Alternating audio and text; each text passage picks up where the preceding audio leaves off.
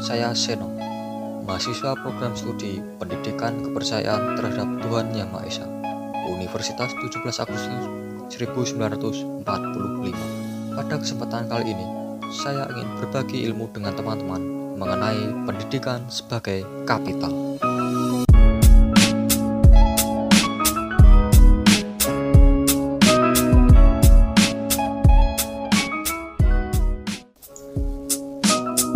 Video pendidikan ini dibuat untuk memenuhi tugas mata kuliah Sosiologi Pendidikan dalam program studi Kepercayaan Terhadap Tuhan Yang Maha Esa dengan dosen pengampu yaitu Bapak Sony Junaidi. Pada pendidikan sebagai kapital terdapat 5 poin yang akan kita bahas. Yang pertama, pengertian kapital. Yang kedua, pendidikan sebagai kapital manusia. Yang ketiga, pendidikan sebagai kapital sosial. Yang keempat, pendidikan sebagai kapital budaya. Dan yang kelima, pendidikan sebagai kapital simbolik. Langsung saja kita ke pengertian kapital. Pengertian kapital secara etimologis berasal dari kapital. Akar katanya dari kata Latin, yaitu caput atau kepala. Di abad 12 dan 13 dipahami sebagai dana, persegian barang, jumlah uang, dan bunga uang pinjaman. Selanjutnya, menurut bahasa Inggris, capital berarti modal atau digunakan untuk belanja barang. Sedangkan menurut bahasa Indonesia, ada istilah modal dengkul yang berarti tidak ada modal untuk belanja barang, melainkan tenaga orang itu sendiri atau keterampilan. Konsep kapital berkait dengan suatu investasi, yaitu berhubungan dengan suatu proses yang cukup panjang, tidak hanya yang ada di depan mata dan dapat langsung digunakan. Selanjutnya, pengertian kapital menurut pandangan Karl Marx sebagai perintis tentang teori kapital. Menurut beliau, kapital sebagai surplus yang diperoleh kapitalis atau bourgeois, yaitu orang-orang menengah ke atas yang mengontrol cara produksi dalam sirkulasi komoditas atau barang dagangan dan uang antara proses produksi dan konsumsi. Kemudian nilai surplus, yaitu tambahan dari persyaratan kelangsungan hidup buruh dan pemulihan tenaga kerjanya kembali. Kemudian yang kedua yaitu pendidikan sebagai kapital manusia. Pengertian pendidikan sebagai kapital manusia menurut Theodore W. Schultz dalam pidatonya Investment in Human Capital, yaitu bahwa proses perolehan pengetahuan dan keterampilan melalui pendidikan bukan sekedar sebagai suatu kegiatan konsumtif, melainkan suatu bentuk investasi sumber daya manusia atau SDM. Pada pendidikan sebagai kapital manusia, terdapat 3 poin, yaitu teori tentang kapital manusia, perkembangan teori kapital manusia, dan kenapa pendidikan sebagai kapital manusia. Yang pertama, ada beberapa ahli yang menjelaskan mengenai teori tentang kapital manusia. Yang pertama, Aceh Suryadi, tahun 1999, halaman 52-53, dalam bukunya Pendidikan, Investasi, SDM, dan Pembangunan, yaitu kapital manusia menuju pada tenaga kerja yang merupakan pemegang kapital atau capital border, sebagaimana tercermin di dalam keterampilan, pengetahuan, dan produktivitas kerja seseorang. Kemudian yang kedua, Elinor Ostrom, tahun 2000, halaman 175, yaitu kapital manusia sebagai pengetahuan dan keterampilan yang diperoleh seseorang yang diperlukan untuk melakukan suatu kegiatan. Kemudian yang ketiga, menurut Robert M.J. Lawang, meneruskan kapital sebagai kemampuan yang dimiliki seseorang melalui pendidikan, pelatihan, dan atau pengalaman dalam bentuk pengetahuan dan keterampilan yang perlu untuk melakukan kegiatan tertentu. Kemudian yang kedua, perkembangan teori kapital manusia. Ada beberapa ahli yang menjelaskan mengenai perkembangan teori kapital manusia, yaitu Adam Smith. Dia berpendapat bahwa yang dipandang sebagai kapital adalah kemampuan dan keterampilan manusia itu sendiri yang diperoleh melalui pendidikan, belajar sendiri, atau belajar sambil bekerja. Kemudian yang kedua, Heinrich von Thounen, yaitu tingkat pelayanan manusia adalah hal terpenting dari aset nasional, tidak terlepas dari kemampuan dan keterampilan yang dimiliki melalui pendidikan. Nah, kemudian ada beberapa sosiolog yang membawa kapital manusia ke dalam bidang kajian sosiologi melalui The American Occupational Structure. Peter M. Blau dan Otis Dudley Duncan menyajikan suatu analisa sistematis tentang struktur pekerjaan. Karena itu merupakan dasar utama bagi sistem stratifikasi masyarakat Amerika. Proses-proses mobilitas sosial satu generasi ke generasi berikutnya, dan dari karir awal ke jabatan yang dituju, dianggap mencerminkan dinamika struktur pekerjaan. Menurut Acha Suryadi tahun 1999, menemukan beberapa kritik yang ditujukan pada teori kapital manusia dan dikelompokkan ke dalam 4 kelompok besar, yaitu A. Pengaruh tidak langsung. Menurut Herbert Gintis, pendidikan memang penting bagi tenaga kerja, tapi tidak berpengaruh langsung terhadap produktivitas. Kemudian yang B. Kredensialisme.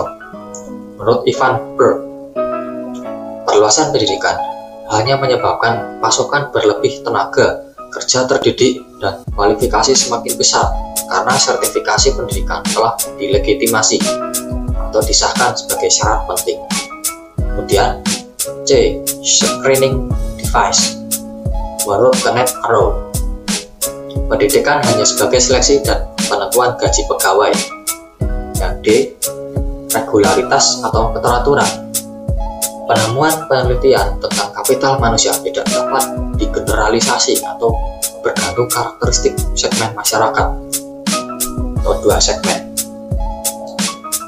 Kemudian yang ketiga, yaitu kenapa pendidikan sebagai kapital manusia. Berdasarkan pengertian konsep dan teori kapital manusia yang berkembang adalah pengetahuan, keterampilan, kemampuan, dan atribut serupa lainnya yang diperoleh seseorang yang diperlukan untuk melakukan suatu kegiatan dalam kehidupannya, dapat diperoleh melalui berbagai pendidikan seperti pendidikan formal di sekolah, non-formal seperti kegiatan diklat, dan informal seperti pembelajaran di lingkungan keluarga dan masyarakat. Dari kesemua pengetahuan, keterampilan, kemampuan tersebut dipandang sebagai kapital manusia. Adapun pengakuan kepemilikan kapital manusia diwujudkan dalam cara yang berbeda. Yang pertama, dalam pendidikan formal yaitu ijazah, dan dalam pendidikan non-formal yaitu sertifikat, dan informal yaitu pengakuan masyarakat. Selanjutnya yang ketiga yaitu pendidikan sebagai kapital sosial. Pengertian kapital sosial. Kapital sosial merupakan investasi sosial yang meliputi sumber daya sosial seperti jaringan, kepercayaan, nilai dan norma, serta kekuatan menggerakkan dalam struktur hubungan sosial untuk mencapai tujuan individual dan atau kelompok secara efisien dan efektif dengan kapital lainnya. Kemudian yang kedua, kontroversi pemahaman kapital sosial. Dijelaskan menurut 3 ahli. Yang pertama, Coleman tahun 1990 memiliki berbagai bentuk, kewajiban dan harapan, potensi informasi, norma dan sanksi yang efektif, hubungan otoritas dan organisasi sosial yang dapat digunakan secara tepat. Kemudian Pratikno dan kawan-kawan tahun 2001 berdasarkan studi literatur menemukan 3 level bentuk kapital sosial, yaitu nilai, institusi, dan mekanisme. Nilai yaitu simpati, rasa berkewajiban, rasa percaya, resiprositas, pengakuan timbal balik.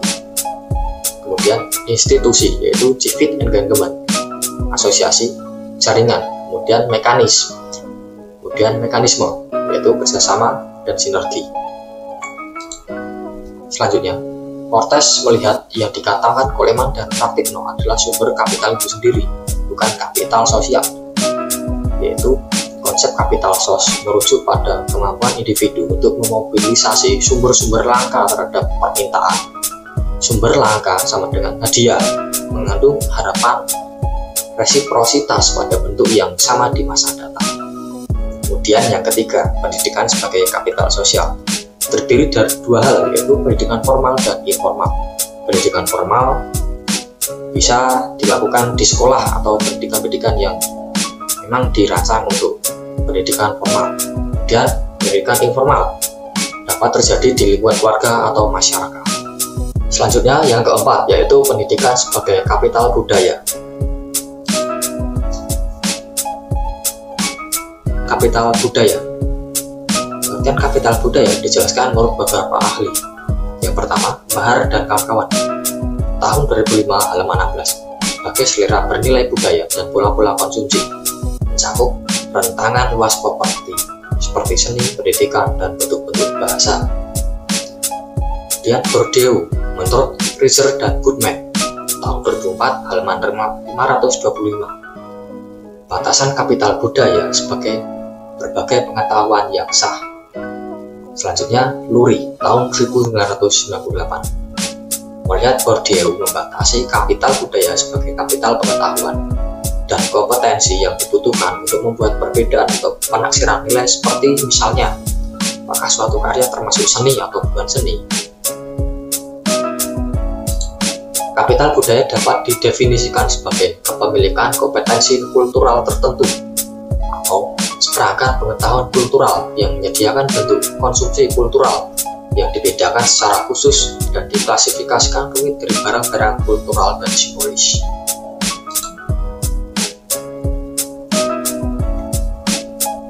Yang kedua, mengapa pendidikan sebagai kapital budaya? Dari definisi menunjukkan bahwa pendidikan memberikan seseorang modal pengetahuan dan kompetensi yang dibutuhkan untuk membuat perbedaan atau penaksiran nilai sopan santun, malu, kerja keras, kejujuran, kepercayaan, dan lainnya dibentuk, diperkuat, dan dipertahankan melalui terutama pendidikan formal. Pendidikan membentuk kompetensi dan pengetahuan kultural seseorang. Kompetensi dan pengetahuan kultural tersebut memberikan seseorang preferensi dalam berpikir, bersikap, bertindak, dan berperilaku dalam bahasa, nilai-nilai, asumsi-asumsi, dan model-model tentang keberhasilan dan kegagalan, cantik dan jelek, indah dan buruk, sehat dan sakit, sopan dan alasan. Kemudian yang kelima yaitu pendidikan sebagai kapital simbolik.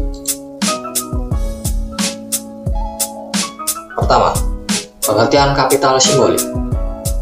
Menurut Bourdieu tahun 1977 halaman 183, kapital simbolik merupakan suatu bentuk kapital ekonomi isikal yang telah mengalami transformasi dan karenanya telah tersamarkan, menghasilkan efeknya yang tepat sepanjang menyembunyikan fakta bahwa ia tampil dalam bentuk-bentuk kapital atau material yang adalah pada hakikatnya sumber efek-efeknya juga. Kemudian menurut Mahar dan kawan-kawan tahun 2005 halaman 16, memahami prestis, status, dan otoritas sebagai kapital simbolik dari Bourdieu. Kemudian menurut Jenkins tahun 2004 halaman 125, serta Richer dan Goodman tahun 2004 halaman 526, kapital simbolik terwujud dalam prestis, status, otoritas, dan kehormatan atau gengsi sosial. Kemudian selanjutnya Lee memahami kapital simbolik dari Bourdieu sebagai kuantitas metaforis, status, dan prestis yang berasal dari keterampilan mengatur simbol sosial. Kemudian dapat kita simpulkan bahwa kapital simbolik merupakan kapital yang terwujud dalam prestis, status, otoritas, dan kehormatan atau gengsi sosial yang berasal dari keterampilan mengatur simbol sosial. Kemudian yang kedua, mengapa pendidikan sebagai kapital simbolik? Kemampuan mengatur simbol seseorang berbeda menurut prestis, status, otoritas, dan kehormatan atau gengsi sosial. Kemampuan mengatur simbol tersebut tidak diperoleh sejak lahir, tetapi didapat melalui pendidikan formal dan non-formal, serta reproduksi sosial lainnya, seperti pendidikan informal dan keluarga. Keluarga kelas menengah atas diuntungkan dengan reproduksi sosial dan keluarga, sehingga kemampuan mengatur simbolnya lebih tajam dan kuat dibandingkan dengan kelas bawah. Dan selanjutnya, kompetisi dalam meraih prestis, status, otoritas, dan kehormatan atau gengsi sosial. Oleh karena itu menguntungkan kelas menengah atas, Sebab pendidikan yang dimasuki oleh anggota kelas bawah ternyata habitus dari kelas menengah atas, sehingga kompetisi antara anggota kelas menengah atas dan kelas bawah berjalan tidak seimbang. Kapital simbolik oleh sebab itu melanggengkan stratifikasi sosial yang ada. Kemudian selanjutnya, pendidikan berdasarkan diskusi di atas memiliki peranan penting sebagai agen sosialisasi terhadap semua kapital yang ada, baik kapital manusia, kapital sosial, kapital budaya, dan kapital simbolik. Selain sebagai agen sosialisasi, pendidikan juga berperan sebagai agen hegemoni dalam kapital budaya dan kapital simbolik. Dengan demikian, pendidikan menjadi simpul dari pertemuan antara kesemua kapital yang ada. Baik, mungkin cukup sekian materi yang dapat saya sampaikan mengenai pendidikan sebagai kapital. Kurang lebihnya, saya mohon maaf apabila ada kata-kata yang kurang pantas atau kurang bisa dimengerti. Semoga video yang saya buat ini dapat bermanfaat bagi teman-teman semua. Terima kasih, Rahayu.